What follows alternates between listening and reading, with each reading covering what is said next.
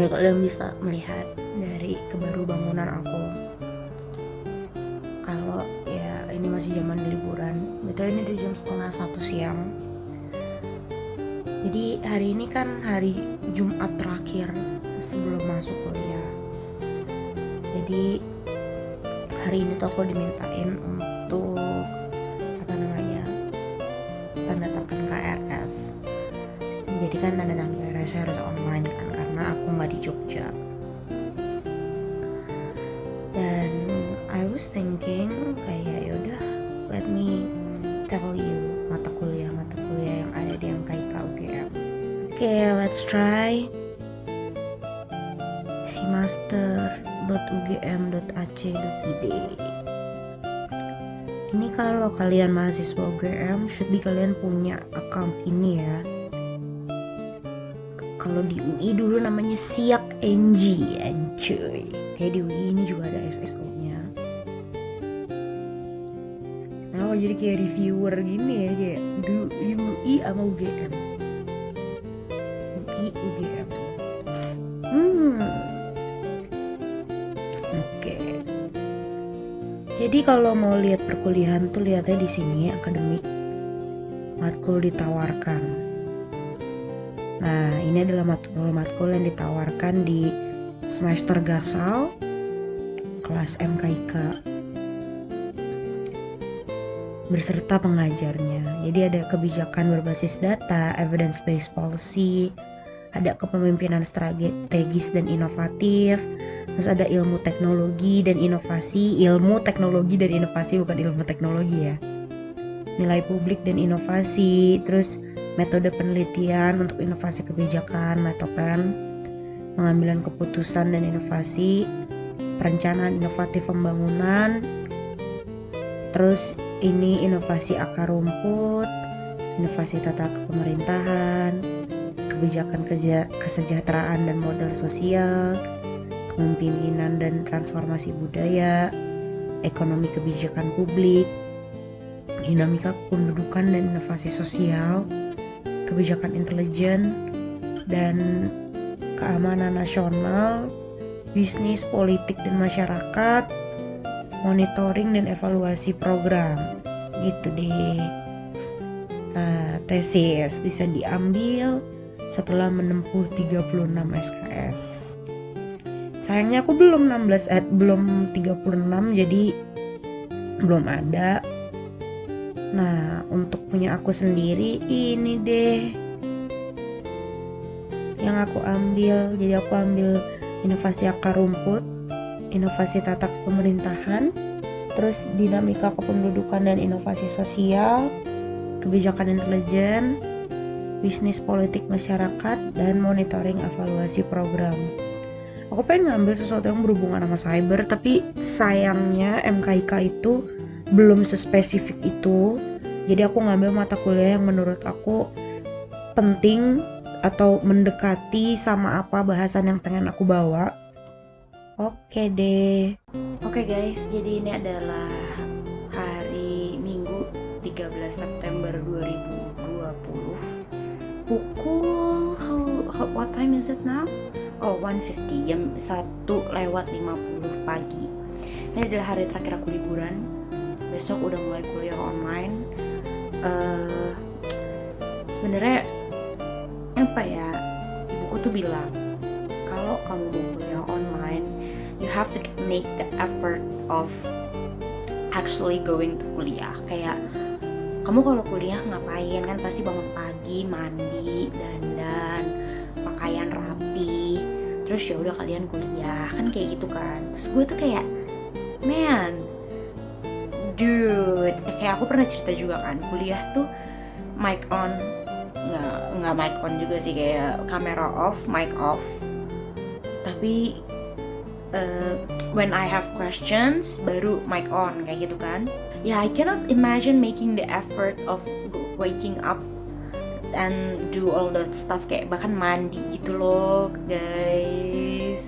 Even when kelas aku tuh mostly ya manageable hours, nggak ada yang kayak pagi buta, itu nggak ada. Cuma gimana ya, I I still can't imagine having to wake up early and do a lot of stuff. Padahal aku tinggal open phone aku aja, terus abis itu Webex masuk, terus abis itu ya udah mic off, picture off also, terus ya udah off dan kuliah. Jadi aku mau ngerekap dikit aku udah ngapain aja ya selama liburan ini. Aku selama liburan sekian bulan ini sering banget muncul di CFDS, alhamdulillah. Terus aku konsisten nulis kursus coding sebulan gitu, and it was really tough. Dan ternyata gue menyadari kalau gue tuh gak cocok coding. Maksudnya gue bisa, but I don't enjoy it all that much. Kayak gue suka, tapi pada saat dilakukan tiap hari, which is kalau kata kakak gue yang programmer, kalau kamu jadi programmer ya tiap hari tuh coding, which is pas gue ngerasain tiap hari tuh coding, gue ngerasa kayak yang ini nggak gue banget asli. Terus ya udah, I think I tried a lot of stuff, kayak di LinkedIn gue aktif banget, terus gue udah coba-coba cari opportunities juga. Terus ya banyak deh, gue banyak melakukan hal kok di liburan ini, so gue nggak nyesel amat di hari terakhir ini. Dan last thing, kayak kenapa gue masih bangun jam 2.50 pagi? It's because gue habis push naik Mobile Legends. Kayak ini adalah update last day of liburan gue yang sangat amat panjang. I did a lot of stuff, jadi ya udah gue seneng. Kayak pertama gue nulis komentaris di CFDS. Nah terus case study juga gue nulis di CFDS juga. Terus abis itu gue jadi pembicara di Digital Future Discussion-nya CFDS juga, ada di playlist gue di bagian yang other. Terus gue ngemoderatorin matkul kecerdasan digital. Terus abis itu gue juga jadi host permanentnya Opposite yang diadain tiap awal bulan sama akhir bulan di IG Live CFDS. So all in all, I do stuff. Nggak kayak waktu gue S1, gue tuh sering banget kayak pas lagi S1 gue selesai liburan 3 bulan, gue suka mikir kayak anjir gue ngapain aja 3 bulan ini ya. Kayak setelah gue pikir-pikir, gue gak ngapa-ngapain Jo sama 3 bulan itu. Kayak paling main game, main sama teman-teman gue, and kayak yang gak ngapa-ngapain yang worthwhile. Tapi sekarang alhamdulillah worthwhile. So it's currently 1 a.m. in the morning, 14 September 2020, which means first day of school. Dan of course, gue belum tidur. Susah banget man, when I spent like 4 months not sleeping at night. And now, sekarang kamar gue udah segelap ini, and yet I still can't sleep. Jadi ini udah hari pertama kuliah. Pagi ini aku tuh kuliah opsional. Ini bukan mata kuliah MKIK. Aku kuliah kecerdasan digital dasar, diselenggarain sama Visipol. Ini mata kuliahnya baru di UGM. Jadi aku juga angkatan yang coba-coba banget. Jadi ini dia nih. Gimana? Oh nggak bisa switch kamera ya? Tuh. Kuliah kecerdasan digital. Jadi intinya sih kuliah ini oke banget.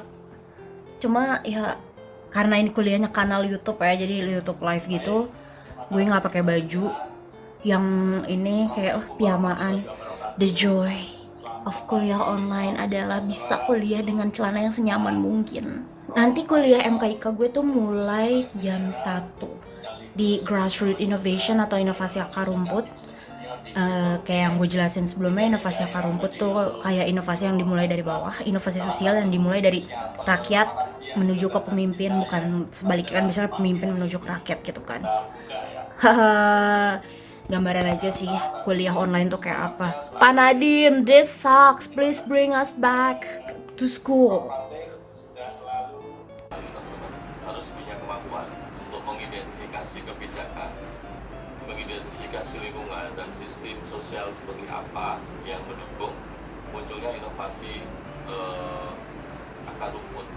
yang mendorong kegiatan inovasi itu bisa muncul, kegiatan inovasi yang Oke guys, jadi itu tadi gambaran sedikit kuliah tuh kayak apa kalau online. Jadi tuh gimana ya, kok menurut gue pribadi ada plus minusnya. Kayak plusnya kita nggak usah terlalu banyak acting kalau kita lagi nggak interest. Gimana ya, menurut aku nggak mungkin dalam waktu 2,5 jam dalam kurikulum kita selalu interest, kayak hampir mustahil. Ada momen-momen dimana aku nggak begitu interest, ada momen-momen dimana aku interest banget. Misalnya ngomongin tadi aktivisme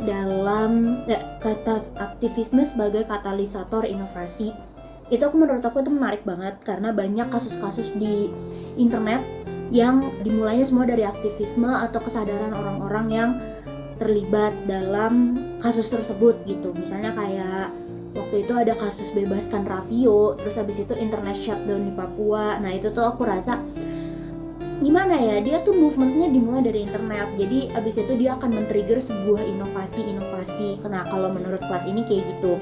Cuma ada juga yang ngomongin soal sustainable development goals di industri agrikultur, which is aku nggak begitu terlalu tertarik soal agrikultural di Indonesia kan.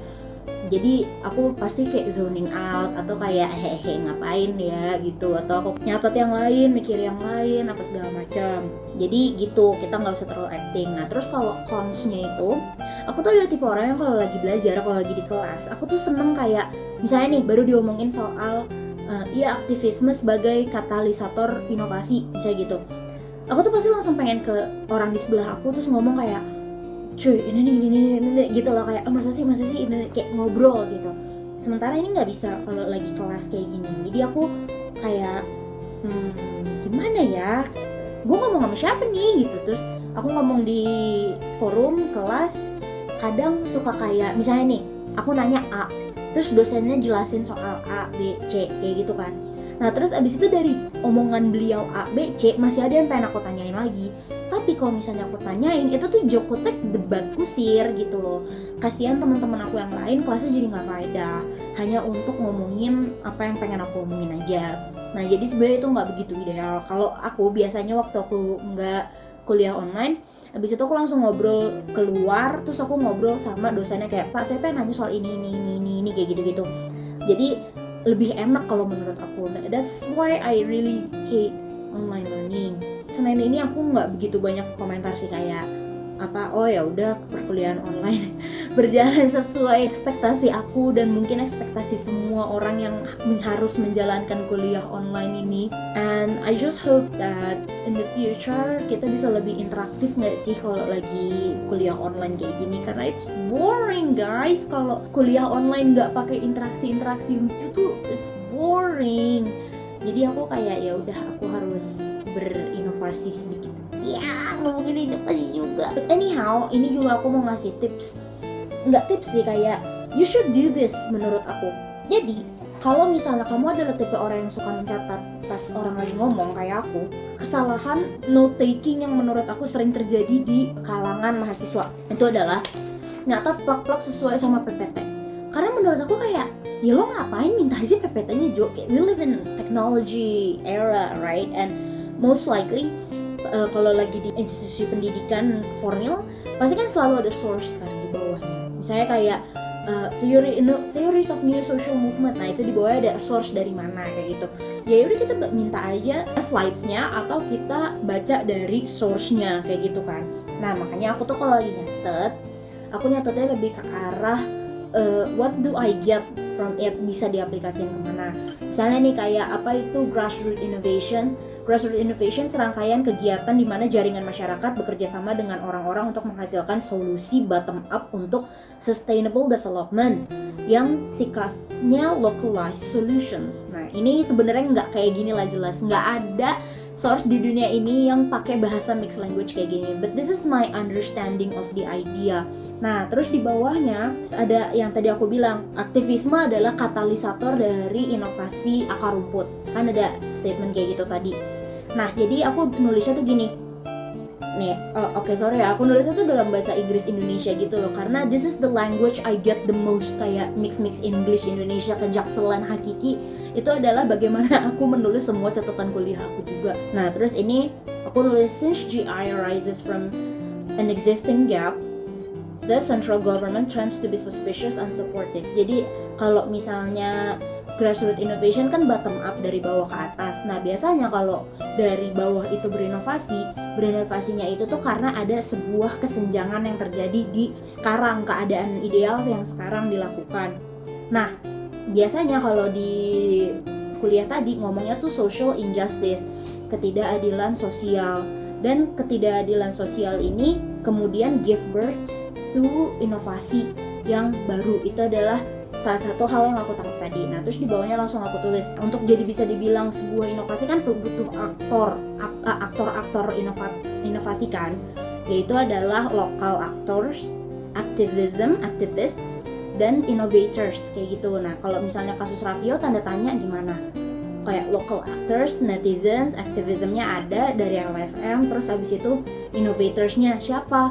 Nggak ada, gimana ya gitu. Jadi aku kayak, oh berarti ini bukan. Nah terus habis itu di bawahnya Papua case yang internet shutdown, itu kan apa isunya? Human rights. Terus habis itu 3 aktornya apa? Local actors, netizen yang concern, terus activism, SafeNet, sama innovatorsnya ada orang-orang yang memberikan alternatif kebijakan untuk internet shutdown itu.